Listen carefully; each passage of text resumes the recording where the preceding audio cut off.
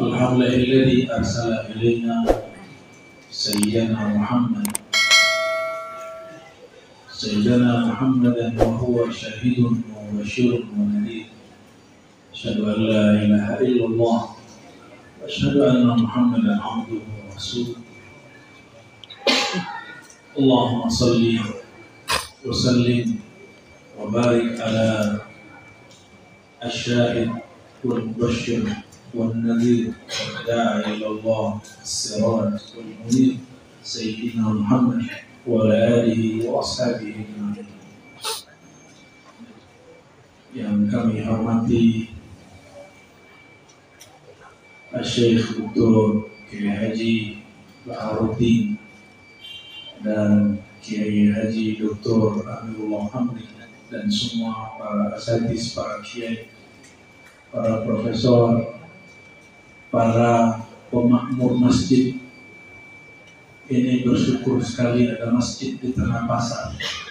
Maka kalau berangkat jangan niat ke pasar, niat saja ke masjid. Ya, jadi kalau pagi-pagi berangkat niatnya mau ke masjid, maka semua hitungan langkahnya dihitung langkah ke masjid. Niatnya mau sholat zuhur nanti di masjid, atau minimal nanti sholat duha walaupun 2 rakaat disunahkan. Imam-imam kita sholat 2 rakaat di tokonya. Imam Abu Hanifah punya toko, Imam Syarif Sakti punya toko, dan beliau sholat di tokonya. Ketika imam ini semua toko terbakar kecuali toko dia bersyukur, alhamdulillah. Tapi lewat 1, 2, 3 detik dia menangis dan baca astaghfirullah. Kenapa dia baca astaghfirullah? Lalu dia menangisi alhamdulillah yang satu ini 30 tahun. Inilah astaghfirullah min qawli alhamdulillah 30 sana. Aku bermohon minta ampun kepada Allah karena mengatakan alhamdulillah tidak pada tempatnya selama 30 tahun. Inilah puji syukur yang mesti kita luruskan. Apa maksud imam ini? Dia bersyukur di saat orang menderita. Dia bersyukur di saat toko-toko lain terbakar. Syukur ini syukur palsu, ini syukur nafsiyah, syukur egois. Betapa banyak hari yang orang egois. Melihat toko sebelah sepi, kita bilang alhamdulillah sepi, saya ramai. Itu Anda mesti istighfar, minta ampun kepada Allah. Kenapa? Bukankah dia punya anak istri? Bisa jadi dia juga menyantuni anak yatim. Bisa jadi dia membantu tetangga-tetangganya. Kenapa engkau mengatakan alhamdulillah ketika tokonya sepi? Seandainya itu terjadi pada dirimu, apakah engkau senang jika mendengar orang di sampingmu baca alhamdulillah? Alhamdulillah toko dia sepi, toko saya ramai. Kita dengar begitu, toko kita sepi. Alhamdulillah dia dapat bencana semua kecuali toko saya, karena saya baca yasin di toko. Dia berbangga dengan yasinnya. Alhamdulillah semua toko terbakar kecuali toko dia. Kenapa? Saya tahajud di toko. Dia bangga dengan tahajudnya. Alhamdulillah semuanya kena krisis. Alhamdulillah kami tidak. Oke, alhamdulillah. Padahal Allah itu Rabbul Alamin, bukan Rabbuka fa'as. Bukan hanya Tuhanmu, tapi juga Tuhan yang lain. Bahkan Tuhan orang yang tidak menyembahnya. Bahkan Tuhan yang tidak seiman dengannya. Itulah Rabbul Alamin, Tuhan alam semesta. Bukan hanya Tuhan kita, bukan hanya Tuhan orang Islam, yaitu Tuhan alam semesta. Apa makna Tuhan dalam bahasa Arab? Roh yang mengatur rezeki. Ar-Rabbu ay Al-Mudabbiru Al-Khaliqu Ar-Razi, yang mencipta, yang mengatur, yang mengirim rezeki. Yang ngirim rezeki kepada non-muslim, kepada muslim sama, walaupun sesembahannya beda. Yang memuji dan yang memberi sama. Sebenarnya saat dia memuji, dia memberi, tapi engkau tidak melihat. Di saat orang diuji, Allah memberi satu nur dalam kalbunya, nur sabar. Di saat orang diberi, Allah menahan sesuatu dari dirinya, kadang dia lupa. Dia terkadang lupa diri, maka dia sedang diuji. Maka puji syukur ini jangan syukur egois. Mari bersyukur dengan qalbu dan rohani. Syukur yang rahmatan lil alamin. Coba mulai siang ini kita senang melihat toko yang baik ramai. Mau?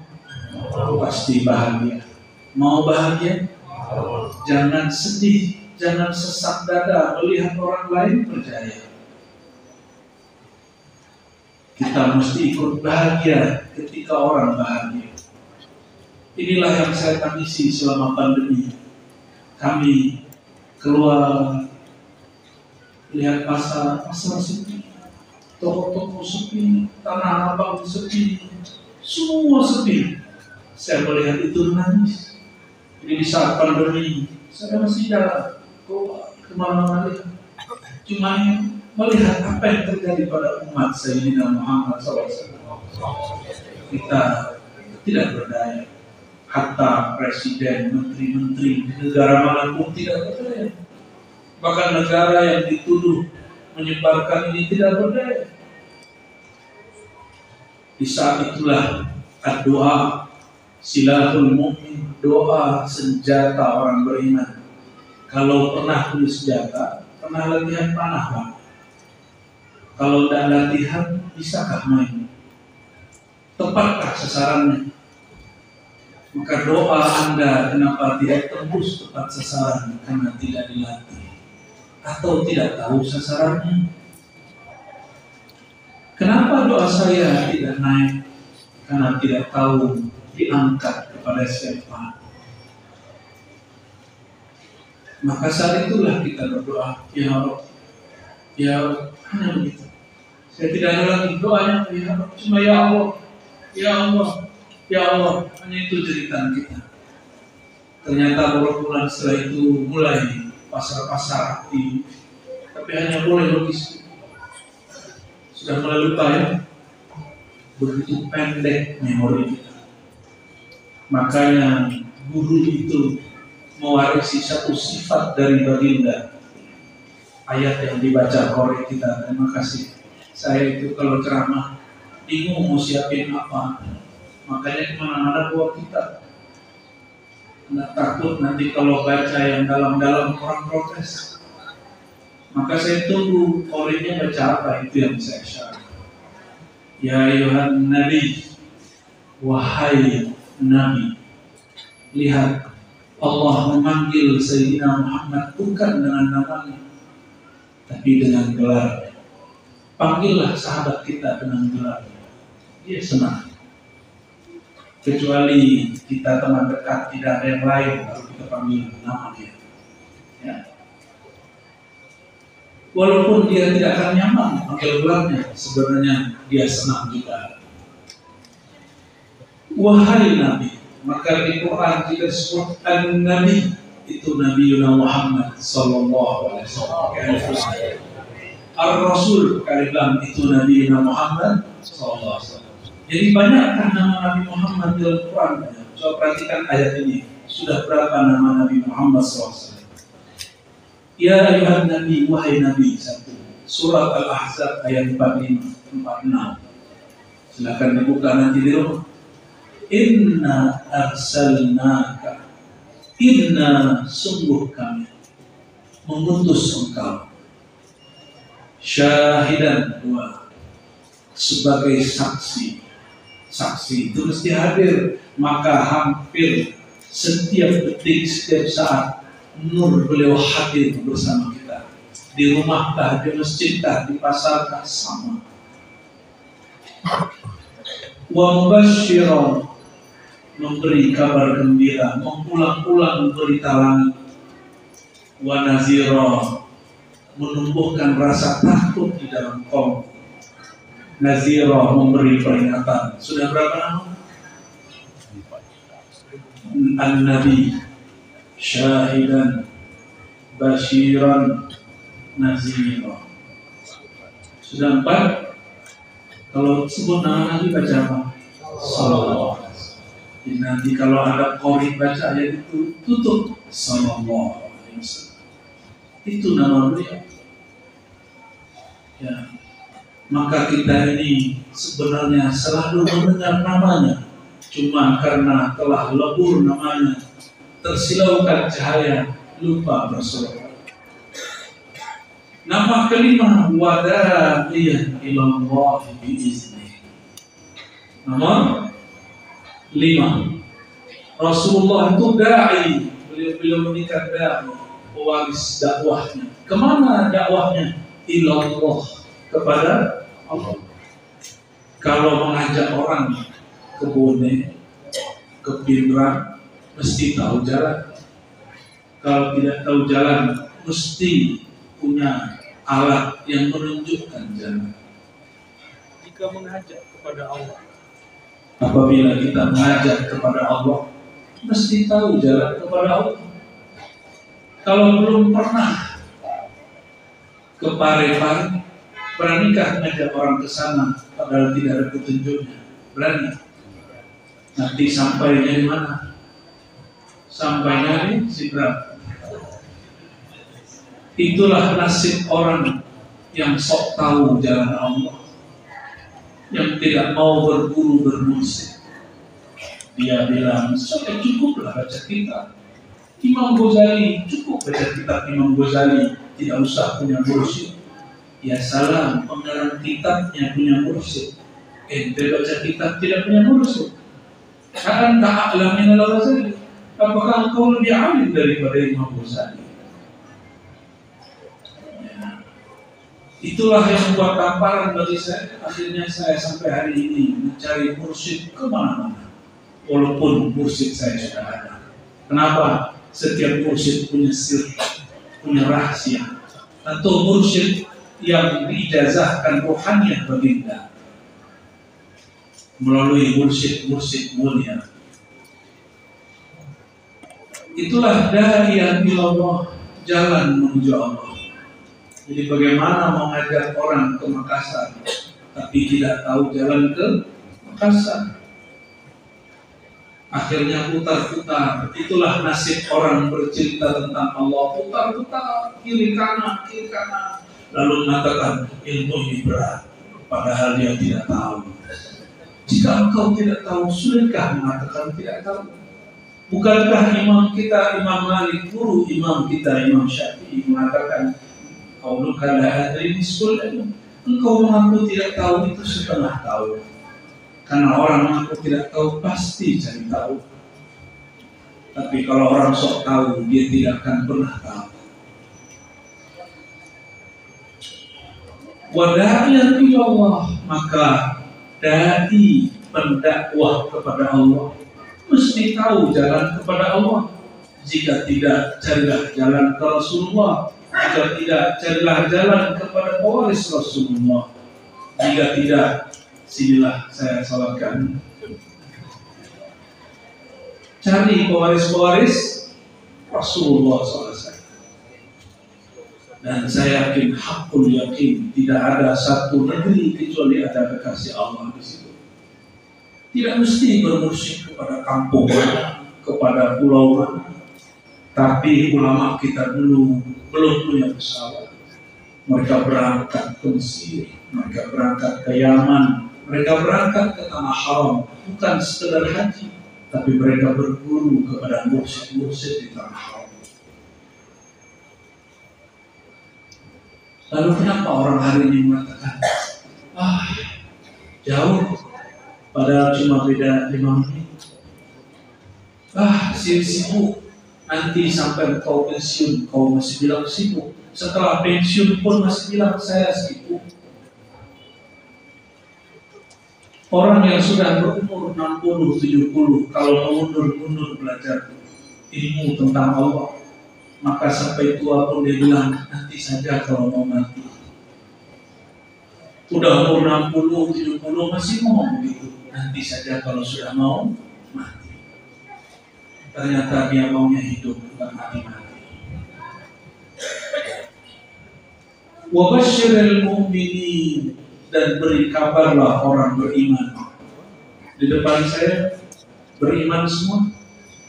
Alhamdulillah, dengan semua tingkatan iman kita, insya Allah semuanya beriman. Apa itu iman?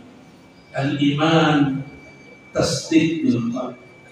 Iman itu engkau membenarkan, percaya di dalam kalbu, bukan kopiah hitammu, kopiah hajimu, serbanmu, jenggotmu, gamismu, ridahmu, selendangmu, baju kokomu, bukan. Iman itu di kalbu. Sedangkan cabang iman itulah syahadat. Cabang kedua itulah amalan. Maka kita berbaju begini, ini cabangnya iman. Apa yang dijadikan? Nutup auratnya, bukan model pakaiannya. Maka bagian cinta Nabi, ambillah mana yang atas diambil. Yang ingin ambil sorban Nabi, ambil. Yang ambillah sarung Nabi, ambil. Yang ambil cara makan Nabi, ambil. Itu bab cinta kepada baginda Nabi Muhammad SAW. Tapi jangan menuduh orang lain yang berbeda cara cintanya dalam kita. Wabasyiril mu'minin, beri kabar orang beriman. Inilah seni dakwah Nabi SAW. Lebih sering memberi kabar gembira. Tapi sahabat diberi kabar gembira, mereka bukan tertawa, mereka malah menangis. Ketika Sayyidina Ubay ibn Ka'ab dikabarkan, ya Ubay, Allah mengirim salam kepada engkau. Hadis Bukhari. Apa kata Sayyidina Ubay? Ya Rasulullah, sama ya Rabbi, apakah Allah Tuhanku menyebut namaku? Rasulullah mengatakan, itulah yang membuat dia nangis ketika nama dia disebut oleh sang cinta sejati, Allah Rabbul Izzah. Apakah Allah kenal aku? Itu maksudnya. Masa Allah kenal aku? Masa Allah tahu namaku? Wabasyiril mu'minin, maka ada orang bahagia nangis. Ibu-ibu waktu menikah nangis kan? Ya Bu ya. Nangis loh. Itu tangis bahagia apa tangis sedih? Ya, katanya orang nangis itu sedih. Bukan. Al-buka tis'ah. Nangis itu ada 9 jenis. Ada nangis karena kejepit kakinya, ya, karena di sampingnya sholatnya seperti itu. Sholatnya ngejar-ngejar jari, apa-apa. Jangan marah. Masa sholat pun marah. Ya. Kalau ada orang yang cari-cari kaki kita, kasih saja kaki. Kasih kaki. Jangan marah. Jangan kemudian dikerjai orang begitu. Malah kemudian kakinya dirapatkan, akhirnya orang itu membuka kakinya lebar-lebar. Kasihan. Irhamu man fil ardh, saya yang ibu yang berani saya kepada kau. Ini sudahlah kawannya cari-cari kaki dia malah kerja. Jangan begitu Pak. Orang yang sudah mewarisi nur baginda SAW, dia mengalah. Dia mengalah. Sudah mengalah. Rasulullah SAW 15 kilo lagi dari Hudaybiyah, itu Mekah ditaklukkan, bisa berdarah-darah 2 hari, 3 hari, 3 malam. Senjata sudah lengkap. Tiba-tiba ditahan di Jabal Hudaybiyah, di lembah Hudaybiyah. Akhirnya baginda SAW mengalah. Bahkan mengalahnya 2 kali. Ketika ditulis MOU, kesepakatan antara kafir Quraisy dan Sayyidina Nabi SAW, beliau mengalahkan, beliau disakiti kedua kalinya. namanya Muhammad Rasulullah, dicoret Rasulullah. Apa kata mereka? Kalau engkau Rasulullah, untuk apa kami menurutmu? Ganti, hapus. Begitu mereka membentak dan menghina baginda. Apakah beliau marah? Apakah beliau ngamuk? Apakah beliau hunuskan pedang? Kamu tidak tahu siapa aku? Tidak. Rasulullah mengatakan, ya Ali, hapus. Hadis Sahih Bukhari. Sayyidina Ali menangis karena dia tidak sanggup. Getar, tidak sanggup menghapus kalimat Rasulullah. Maka dia ambil, mana wahai Ali, tunjukkan kepadaku biar aku yang hapus. Rasulullah yang hapus. Sallallahu alaihi wasallam. 2 kali direndahkan. Apakah Rasulullah marah? Tidak. Di saat seperti itu, tiba-tiba Umar yang sudah ingin sampai ke keluarganya menghantarkan bingkisan dan hadiah berkata, ya Muhammad, ya Rasulullah, Rasulun anta. Apakah engkau betul-betul Rasulullah? Kenapa engkau mengalah? Ahakun dinuna. Apakah kita betul di jalan Allah? Apakah agama kita ini benar? Apakah ini hak atau batil? Kenapa engkau mengalah? Pertanyaan orang logika yang rasionalnya jalan, tapi zautnya belum sampai. Maka ditegur oleh yang sampai zautnya, Sayyidina Abu Bakar. Umar. Barulah sadar, beliau dibacakan satu ayat. Inilah ruqyah hakiki, mengeluarkan orang dari kebencian emosi menjadi tenang. Dibacakan ayat yang dulu dibacakan Rasulullah SAW, bahwa mereka dibenarkan ar-ruqyahnya, dibenarkan mimpinya akan masuk latadkhulanna Masjidil Haram, akan masuk Masjidil Haram. Tapi itu kan ayat. Nabi pun mencoba menafsir ayat. Ternyata kabar gembira diberikan kepada baginda, waktunya digantung. Betul ayatnya benar, tapi kan tidak mesti tahun ini. Apa kata Sayyidina Umar, ya Abu Bakar, keandilan asma'ah. Kok aku lupa ya ayat itu? Yang suka marah-marah, tua-tuanya stroke berat nanti. Sayyidina Umar cepat dia ingat, maka dia tuanya bahagia. Ditegur, untung ada yang menegur. Kenapa tidak marah Rasulullah? Bayangkan, jika itu terjadi pada saya, mungkin saya hardik itu. Kamu Umar, ingkar kepadaku, keluar. Laknatullah alaih, laknat Allah atas. Kamu tidak menghargaiku, aku Rasul. Kalau saya yang Rasul. Tapi ini bukan Rasul biasa. Ini Khatamul Anbiya. Ini Sayyidul Alamin. Sirrullah ada dalam dirinya. Dia tak berkalam seperti itu. Apa yang dia kalamkan? Dia berkalam biasa, dia diam. Ternyata diam itu juga kalam batinnya. Sayyidina Umar sadar dan dia menembus dengan bersedekah setiap hari. Inilah dalil kalau punya dosa sedekah selama 40 hari. Ini dalilnya Sahih Bukhari. Dan dia setiap malam tidak bisa tidur, dia tahajud minta maaf kepada Allah. Ya Allah, mohon limpahkan kembali maafmu melalui qalbu baginda Nabi Muhammad Sallallahu Alaihi Wasallam. Lihat beliau. Kalau diuji dari luar kita kuat, tapi kalau diuji dari dalam majelis kuatkah?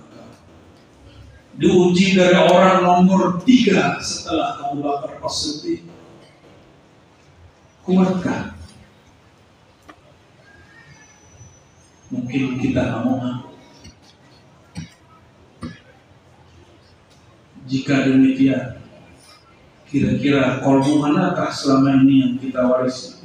Kolbu Sayyidina Umar sebelum dididik Nabi dan Abu Bakar, atau setelah dididik? Setelah nur masuk atau sebelum nur masuk?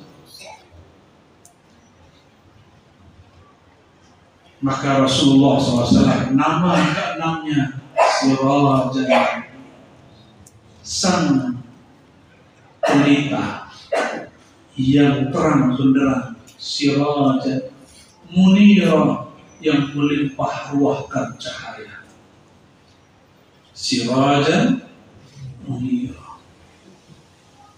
Kenapa? Di saat Sayyidina Umar hatinya gelap, diterangi diamnya baginda. Maka diamnya guru itu rahmat. Kalau kita bertanya kepada guru-guru diam, itu rahmat. Saya pun didiamkan guru saya beberapa kali, dan akhirnya dapat jawabannya walaupun tanpa kalam dari lisannya. Sallallahu alaihi wasallam. Maka Nabilah orang yang pertama mengajari diam itu emas. Seandainya itu Nabi Nuh, apa kata Nabi Nuh?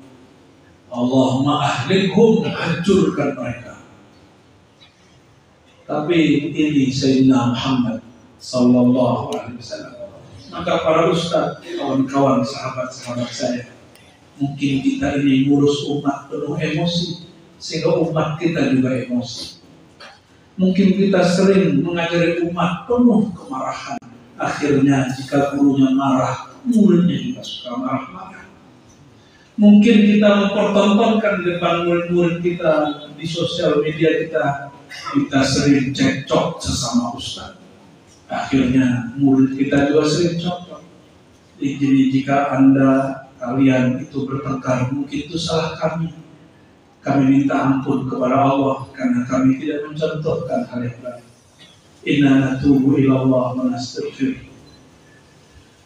Allahumma shalli wa sallim wa barik alaihi.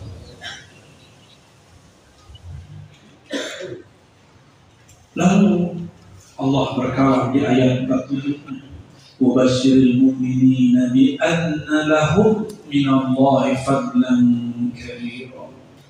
Beri kabarlah orang beriman itu bahwa bagi mereka minallah, dari sisi Allah, fadlan. Apa arti fadlan? Anugerah, pemberian, kelebihan, kabira yang besar. Bagi siapa? Al-mu'minin, yang percaya. Percaya sebagai Nabi Muhammad SAW, fadlan kabira. Kata orang Melayu, engkau berjaya. Kata orang kita, engkau beruntung, engkau sukses. Jadi siapakah orang sukses itu? Orang sukses itu wa basyiril mu'minin, pakai alif lam.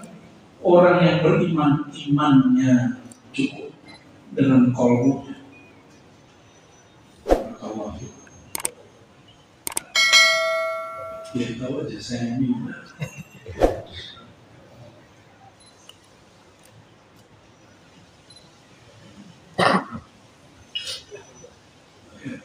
Saya sudah manis pakai, biar nggak perlu tambah gula lagi. Alhamdulillah. Yang sakit gula udah manis, ditambah gula, jadi sakit gula.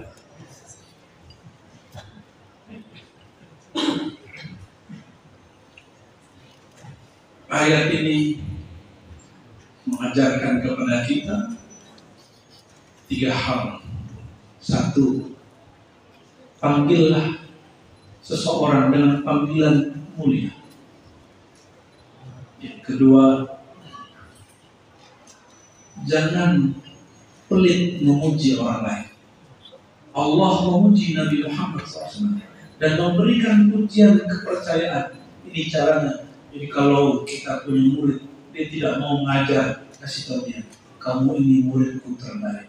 Kamu ini kaderku yang sudah aku didik sekian tahun. Nanti si murid akan kuat. Jika sedang mengkader ke generasi untuk usaha, kita kasih tahu. Kalau bukan kepada kamu, aku wariskan siapa ini. Kalimat-kalimat begini akan membangun trust, ya, rasa percaya diri. Inilah yang disebut cara Allah membangun kepercayaan diri. Jadi jangan suka berhati-hati. Ya, kamu tidak becus, tidak bisa melanjutkan usaha ayah, tidak begitu. Ya.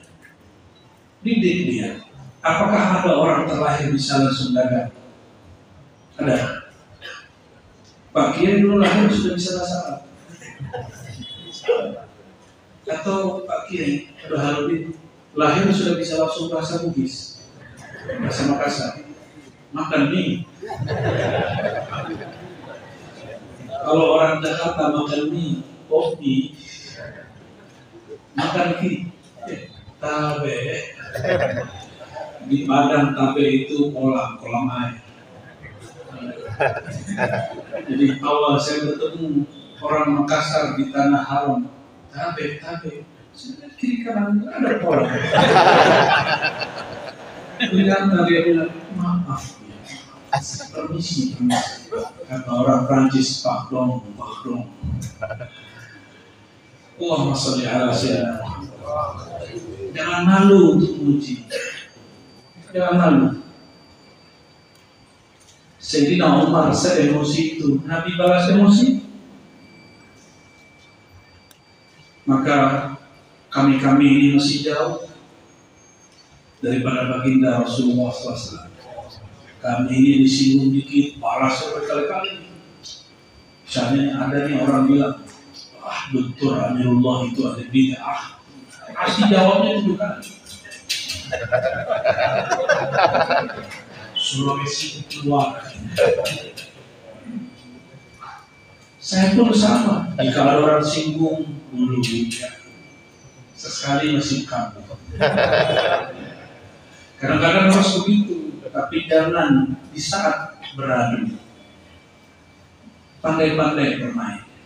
Kadang-kadang Nabi nantang. Makanya ada ayat wa qatilul kuffar wal musyrikin. Ada ayatnya. Tapi Nabi tidak pakai ayat itu suka-suka. Bunuhlah, perangilah orang kafir dan musyrik. Itu sudah jumpa dengan kafir musyrik, Nabi tidak langsung bunuh. Karena Nabi tahu cara menempatkan ayat. Betapa sedihnya hari ini orang-orang ingin berjihad, tapi ayat untuk orang kafir dia pakai kepada sesama mukmin, maka dibunuhlah sesama mukmin.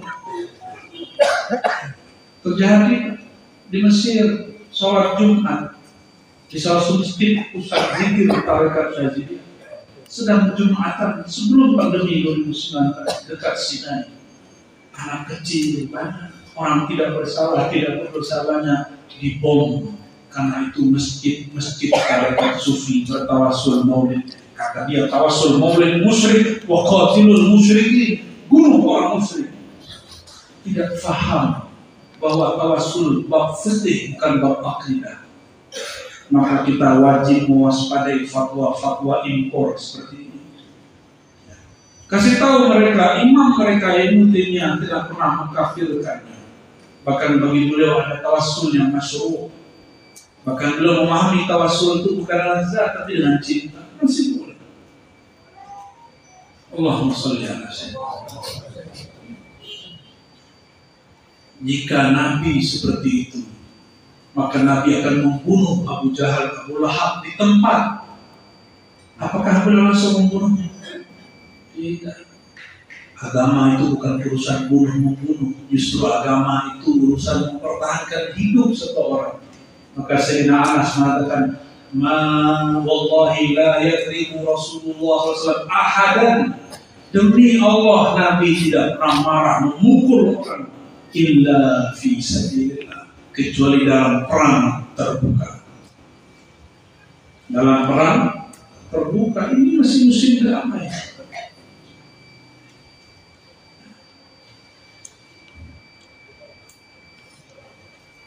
Dan pelajaran ketiga dari ayat 45 sampai 47 bahwa Rasulullah SAW punya banyak nama.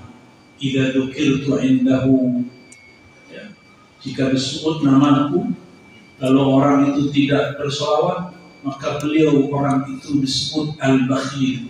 Al-bakhil man dzukirtu indahu falam yusalli alaihi. Maka bakhil ini bertingkat. Ada bakhil yang am, ada bakhil yang khas. Ada bakhil dalam bab syariat, ada bakhil dalam bab hakikat. Mungkin secara syariat dia sudah tahu nama Rasulullah itu Muhammad. Jadi dia hanya bersalawat dengan nama Muhammad atau Ahmad sallallahu alaihi wasallam. Tapi ahlul hakikat mengatakan tidak. namanya sangat banyak. Basyiran, syahidan, mubasyiran, munazir. Bahkan ada guru saya tidak pernah berhenti sholat, sudah meninggal. Guru meninggal, beliau itu hari-hari biasa sholawat, sehingga kapanpun diizinkan Allah merasakan perjumpaan dengan baginda sallallahu alaihi wasallam secara rohani. Ditanya orang, wahai Tuan Syekh, apa amalan engkau sehingga engkau mendapatkan kemuliaan ini? Jadi ini nggak mesti di kitab. Saya bertemu orang seperti ini. Apa jawaban beliau? Tidaklah aku narik nafas naik dan turun kecuali aku bersalawat kepada baginda sallallahu alaihi wasallam. Saya pikir-pikir kok bisa? Kan salawat ketika nama disebut. Ternyata beliau ini menyaksikan kemana saja di situ ketemu nur baginda Nabi Muhammad SAW. Maka kemanapun dia memandang, dia bersalawat kepada baginda Nabi Muhammad SAW. Salawat itu ada yang bil lisan, ada yang bil qalb. Sebagaimana salawat itu ada salawat ilahiyah, innallah. Ada salawat malakutiyah, salawat malaikat. Ada salawat al-Muhammadiyah, salawat Sayyidina Muhammad SAW. Ini salawat kita. Bagaimana leburkan cintamu dalam cinta Nabi Muhammad SAW. Tergantung kadar cinta, sebanyak itulah engkau bersolawat. Maka ketika sahabat Ubay pun bertanya, wahai Rasulullah, kam aja'al laka minas salat? Kira-kira porsi sholatku berapa? Terserah, mau setengah, mau sepertiga, mau 2/3. Apa kata beliau? Aja'al sholati, aku jadikan sholawatku kullaha, semuanya bagi engkau. Itulah sholawat hakikat. Dia dengan nafasnya, dan dia katakan, aku bernafas begini, aku hidup begini, berkah rahmat Allah kepada baginda Nabi Muhammad SAW mengalir padaku. Bolehlah kita sebut, itulah makna ayat wa ma arsalnaka, tidak kami utus engkau kecuali illa rahmatan lil alamin. Kita bernafas, kita dapat rezeki, kita makan, minum, semuanya berkah rahmat baginda Nabi Muhammad sallallahu alaihi wasallam. Maka apa kata beliau hadis penutup? La tabaghadu wa la tahasadu wa la tadabaru wa qulu ibadallahi ikhwana. Inilah ciri-ciri orang Nur Muhammad sudah berdiri tegak di dalam jiwanya. La tahasadu, jangan saling hasad, karena itu sifat syaitan iblis terlaknat. Begitu kata Imam Sidi Ahmad Rifai dalam kitab Halul Ahli Tahqiq Allah. Wala tabaradu, jangan engkau suka menyulut kemarahan, provokasi, karena itu sifat daripada binatang buas, sifat sibahiyah. Wala tadabaru, jangan saling membuat muka dari temanmu, kawanmu, bahkan musuhmu jika masih seiman. Ini cuma beda toko, sudah tak lihat-lihat muka, sudah kemudian tidak mau sapa menyapa. La tadabaru, itu sifat banci. Paham? Itu sifat apa? Orang yang suka bohong. Dan anehnya laki-laki kok gitu. Sini saya sunat ketiga kali. Kalau ibu-ibu begitu kita masih maklum. Ibu-ibu perasaannya melebihi rasionalitasnya. Kalau enggak bisa nyusuin dan beranak. Mau hamil? Mau menyusui? Enggak sanggup. Kebesaran Allah pada perempuan sehingga perasaannya lebih besar, sehingga membuat mereka tidak lelah kecuali sedikit ketika urusan.